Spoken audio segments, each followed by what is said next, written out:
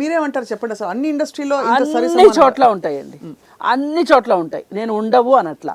కానీ ఈ అన్ని చోట్ల ఉండేదానికి ప్రభుత్వాలు ఏం చేసినాయి, ఉద్యమాలు చేసిన ఫలితంగా కొన్ని చట్టాలు తీసుకొచ్చినాయి. అవును. ఆ చట్టాలను మీరు కూడా అమలు పరిచారనుకోండి, యాక్ట్, పాష్ యాక్టు, అలాగే అదే పని ప్రదేశాల్లో లైంగిక వేధింపులకు వ్యతిరేకంగా నిరోధక చట్టం 2013లో వచ్చింది.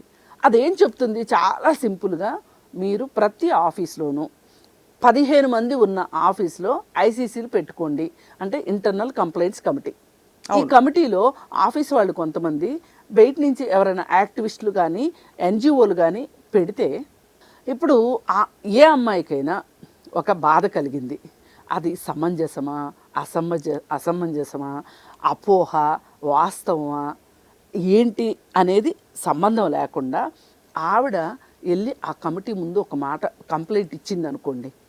కంప్లైంట్ ఇచ్చినప్పుడు ఆవిడని అడుగుతారు, ఏమ్మా ఏంటిది, నీ బాధ ఏంటి అని అడుగుతారు. అడిగినప్పుడు ఆ అమ్మాయి చెప్పినప్పుడు వాళ్ళకి కూడా, ఆ కమిటీకి కూడా ఇది వాస్తవం అనిపించినప్పుడు అతనికి కూడా ఒక నోటీస్ ఇచ్చి పిలుస్తారు. అవును, కూర్చోబెట్టి మాట్లాడతారు. మాట్లాడి అతను చెప్పిన సమాధానం బట్టి ఏదైనా కొన్ని దాచింది అనుకుందాం పోని, అవును, అతను ఏమన్నా చెప్పగలిగాడు అనుకుందాం, అతని దగ్గర ఏమన్నా ఆధారాలు ఉండి, అప్పుడు చూడమ్మా ఇట్లా చేయడం కరెక్ట్ కాదు, చట్టాలు ఉన్నాయని దుర్వినియోగం చేయడం కరెక్ట్ కాదు అని చెప్పి ఎవరి దోవనాలని పంపించేసేస్తారు.